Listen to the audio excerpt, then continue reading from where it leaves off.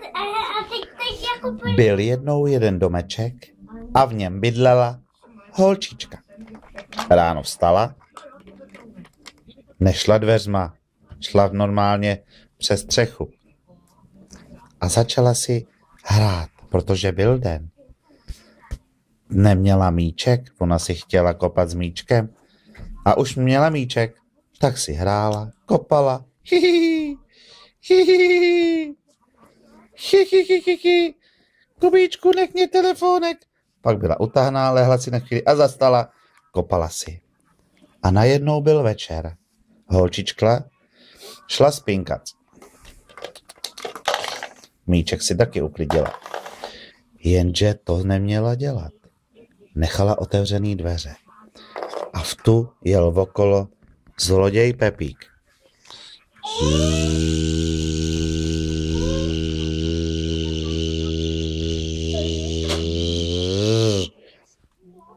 Přijel k domečku, vystoupil z autíčka,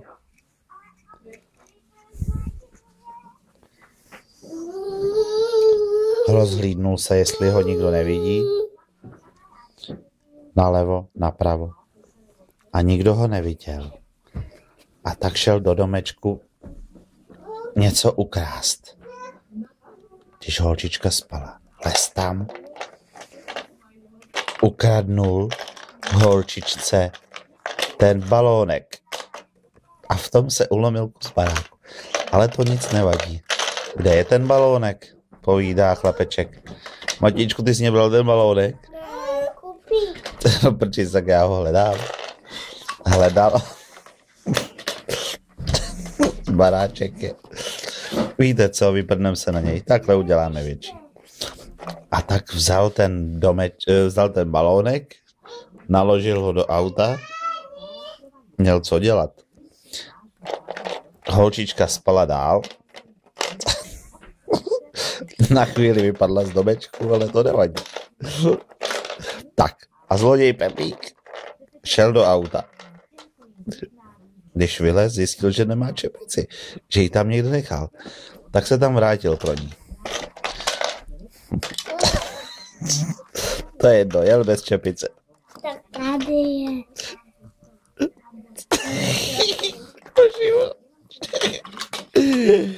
Tak, naskočil do auta, na čepici se vyprdnul. Zjistil, že mu upadlo to vajíčko. Kubíčku, dáš mě vajíčko? Kubík tě vzal úlovek. Tak, naložil ho do auta a uháněl pryč. Kde má to vajíčko? Nebo míček. Tak. A jel. Jenže to už bylo nastavený na policejní stanici alarm a už věděli, že po něm jdou policajti. Najednou slyšel hukot policejních vrtulníků. Ne, ta holčička volala, teď už bylo nám. Holčička vstala, vylezla na domeček a říká, kde má míček, kdo mě toho ukradl. Vzala telefon a začala volat. Halo, halo, přijeďte policajti, jste tam? Přijeďte rychle, někdo mě ukradl z domečku balónek, já jsem si s ním vždycky hrála. Tak rychle, rychle. A šla si znovu lehnout. A to už lítil velicejní vrtulník. Zloděj Pepa uháněl, jel přes...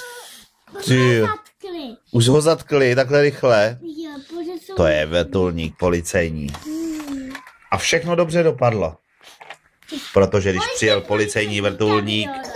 Tak, holčičko, tady máš míček a schovávej si ho, Tak to je vyřešený, to je rychlejší jak tyjo, jak 30 případů. Šup na policejní stanici. No je to. A konec pohádky. Dobrou noc, děti.